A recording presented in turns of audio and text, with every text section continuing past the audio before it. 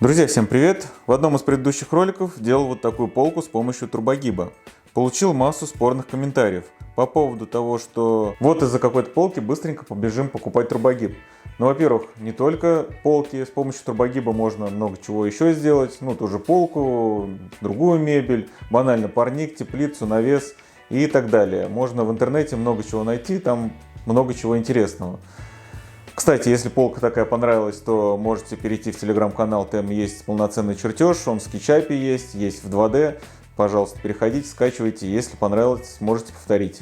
А во-вторых, встречайте, нашел для вас полноценный заводской турбогиб по цене одного похода в магазин за продуктами. Сейчас я расскажу, что мне в нем понравилось, а пока давайте начнем с распаковки.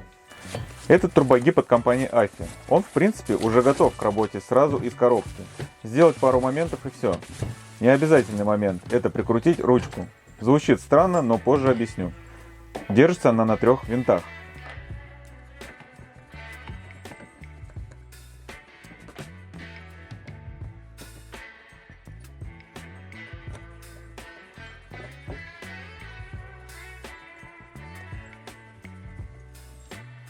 Далее надо наклеить наклейку с измерительной шкалой для возможности повторения заготовок. Также перед началом работы надо смазать центральный винт. Турбогибом можно гнуть трубы с максимальным размером 40 на 20. Я на практике с большим размером и не работал. Так что этого вполне достаточно. Давайте покажу его в работе. Остался у меня отрезок профильной трубы 20 на 20. Хочу согнуть первую дугу для будущего парника. Поднимаем центральный винт до упора вверх и ставим трубу. Так как есть большой люфт профильный на втулке, надо добавить центрующих шайб. Откручиваем гайку и добавляем пару шайб, чтобы люфт был совсем небольшой.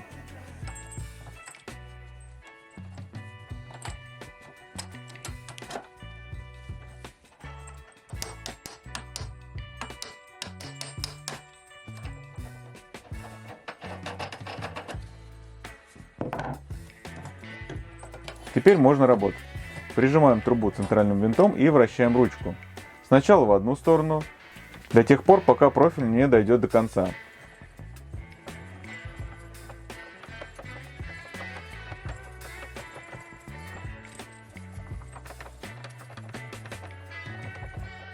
Полоборота центральным винтом и крутим ручку в обратную сторону. Делаем так несколько раз, пока не получим нужный радиус. Но согласитесь, ручку крутить долго и неинтересно. Поэтому за нас тут подумали, и сразу с завода имеется возможность подключить шуруповерт. Но для этого нужно снять ручку, а наконечник сразу есть на центральном валу.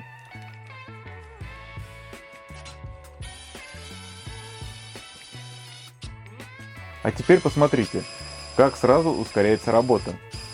Вручную я крутил с ускорением видео в 4 раза, а с помощью шуруповерта всего в 2 раза. А дело идет все равно быстрее.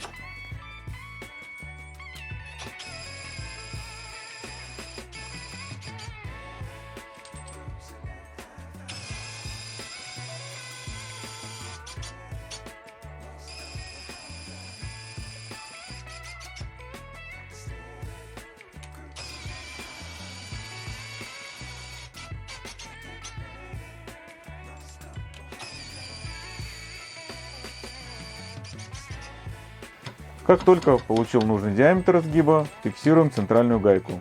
И на измерительной шкале делаем пометку. И следующие детали гнем до этой отметки, чтобы получить одинаковые детали. Так что, друзья, вот такой полезный инструмент в заводском исполнении из добротного толстого металла получаем за небольшие деньги. Да и места он занимает мало, легко весит и достается при необходимости. Кому зашел турбогиб, ссылку, где его можно найти, оставил в описании. Если видео понравилось, то ставьте лайк и пишите комменты, как вам такая интересная штука. Подписывайтесь на канал, если не подписаны, и подписывайтесь на канал в Telegram. Там много полезного и интересного. Всем спасибо за просмотр и до новых встреч!